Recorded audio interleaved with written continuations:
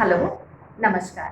मैं हूँ डॉक्टर ईशा और आज हम बात करेंगे पार्किंसंस डिजीज़ के बारे में। और आज के इस वीडियो में मैं आपको बताना चाहूँगी कि किस तरीके से डिप डाइट के साथ along with that herbal medicines के साथ जो पार्किंसंस डिजीज़ है उस पे क्या-क्या इफ़ेक्ट नज़र आया है पेशेंट के अंदर।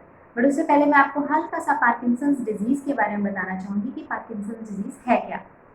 पार्किंसंस डिजीज़ को हम कंपवात भी बोलते हैं। इसमें ईज़िली समझने के लिए आपकी टर्मिनोलॉजी में समझाने के लिए पार्किंसंस डिजीज़ का मैं कोरिलेशन बताऊँगी तो आपको इमीडिएटली समझ आ जाएगा। इसमें हाथ-पैर काँपने लगते हैं।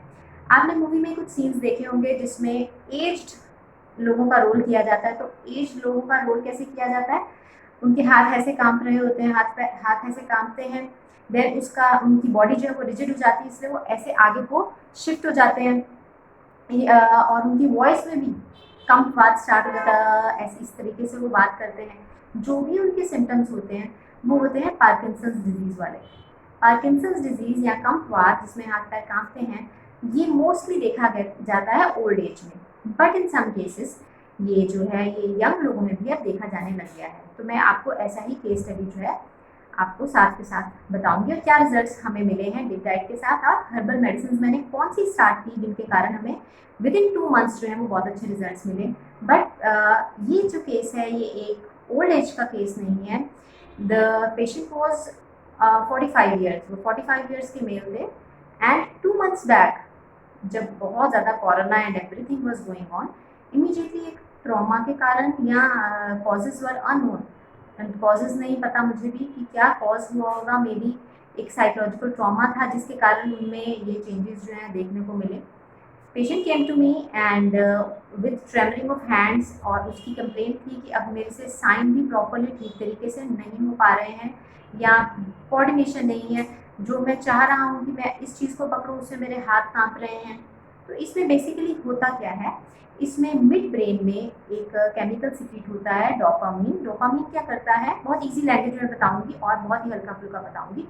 न्यूरोट्रांसमीटर्स होते हैं, हमारा ब्रेन जो भी कुछ सोचता है वो बॉडी से करवाता है। ब्रेन जो होता है ना हमारा किंग होता है, वो जो भी ऑर्डर प्लेस करेगा इन मसल्स को वो काम करना पड़ेगा। और ये काम कौन करवाता है? ब्रेन से। हाथ में अगर कुछ भी उठाना है, अगर हाथ में इसको टच करना है तो कौन मैसेज भेज रहा है? ब्रेन। ब्रेन ने हाथ को बोला टच कर तो तो हाथ टच करेगा। अब ये काम कौन कराता है? ब्रेन से यहाँ तक कौन सी वायर है जो लेके जाती है? वो है हमारे न्यूरॉन्स। और न्यूरॉन्स में न्यूरोट्रांसमीटर्स जो हैं वो आगे आगे आगे आगे आगे ये मैसेज ही देते रहते हैं। इन सच केसेस न्यूरोट्रांसमीटर्स जो होते हैं वो प्रॉपरली सिक्रीट नहीं हो पाते हैं। तो न्यूरोट्रांसमीटर्स जब प्रॉपरली सिक्रीट नहीं होते हैं तो मैसेज जो है वो पास नहीं होता। तो उससे क्या होता है? कंट्रोल नहीं रह जाता है, खुद ही ट्रेमर्स आने लग जाते हैं।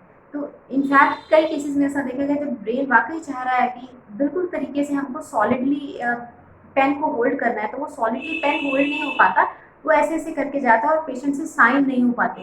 तो जो मेरे पेशेंट थे वो 45 ईयर्स के थे एंड ही वॉज यंग, बहुत ज़्यादा ओल्ड एज तो नहीं है। तो शायद उन्होंने इसलिए भी बहुत जल्दी रिकवर किया है। इस चीज़ के लिए भी सिम्टम्स फ्यू ही थे। और अगर ओल्ड एज में ये चीज़ें निकल के सामने आती हैं तो इनको बहुत ज़्यादा टाइम लग जाता है। अभी रिकवर पेशेंट प्रॉपरली नहीं हुआ है लेकिन कुछ सिम्टम्स जो हैं उसके कम होने लग गए हैं, तो बहुत ही पॉजिटिव रिस्पॉन्स है। नॉर्मली ऐसे पेशेंट्स को ऑलमोस्ट 8 मंथ्स टू 1 ईयर्स, और अगर एज ज़्यादा है तो 1.5 ईयर्स। और कुछ केसेस में मैंने ऐसा देखा है अपनी प्रैक्टिस में भी, कुछ केसेस में हम उसको वहीं पे स्टॉप कर देते हैं, सिम्टम्स और आगे नहीं बढ़ते। और पार्किंसंस डिजीज़ के जो सिम्टम्स मैंने आपको पहले से बताए हैं, धीरे धीरे वो जो है प्रोग्रेसिव सिम्टम्स होते हैं। ऐसा नहीं एकदम से सब कुछ हो जाता है।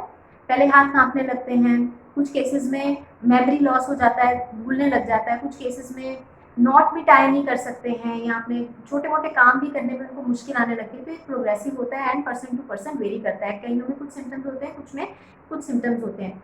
अब इनके कॉजेज़ क्या हैं?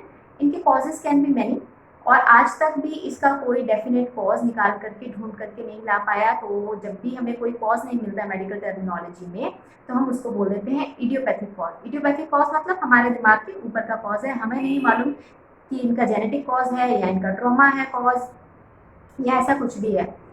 अब कुछ केसेस में ये भी देखा गया है कि जो ब्लड शुगर लेवल्स जो है वो बढ़ने के कारण ब्लड शुगर जो है वो ब्रेन के अंदर डिपॉजिट हो जाता है, जिसके कारण भी इन चीज़ों में ज़्यादा देखा गया कि न्यूरोट्रांसमीटर्स जो हैं वो ट्रैवल नहीं कर पाते हैं।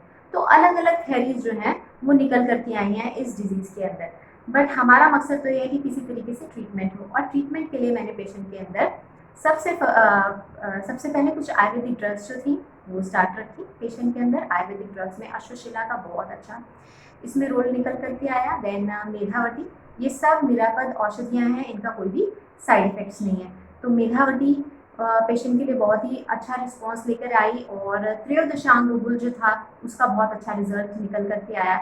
इस तरह के 3-4 आयुर्वेदिक हर्ब स्टार्ट रखी हमने पेशेंट में।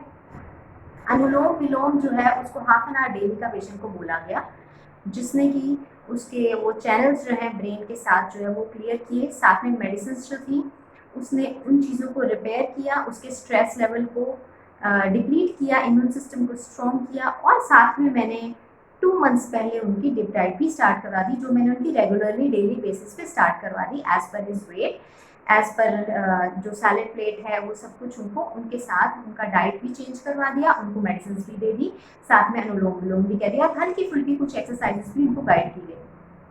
आफ्टर 2 मंथ्स मैं कुछ एक्सपेक्ट नहीं कर रही थी कि बहुत अच्छे रिजल्ट्स आ जाएंगे या पेशेंट आके बोल देगा, क्योंकि नॉर्मल जो पार्किंसंस डिजीज़ के पेशेंट्स होते हैं उनसे हम ये एक्सपेक्ट नहीं करते कि इमीडिएटली आके वो हमें सिम्टम बोलें या बोलें कि डॉक्टर साहब हमारा ये भी ठीक हो गया, वो भी ठीक हो गया। अगर वो इतना भी बोल देते कि आगे प्रोग्रेस नहीं हुई है और सेम सिम्टम्स चल रहे हैं, तो भी इसमें पॉजिटिव हम लोग इस चीज़ को लेते हैं।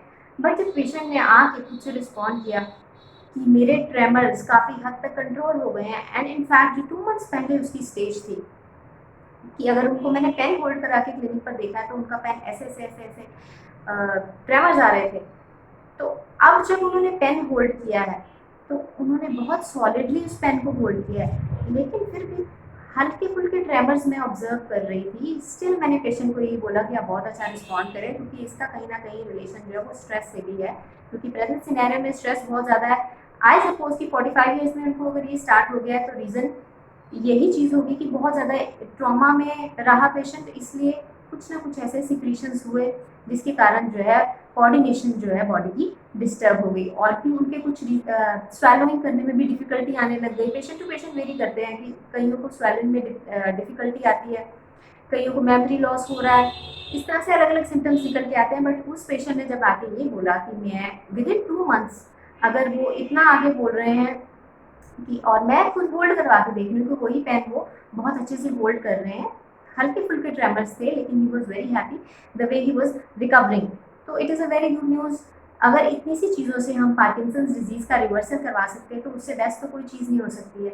बिकॉज, और एक चीज़ मैं ये भी लेके चल रही हूँ, बिकॉज द पेशेंट बहुत ज़्यादा एज्ड नहीं है, तो उस रीज़न से भी पेशेंट जो है बहुत जल्दी जो है रिकवरी शो कर रहे हैं।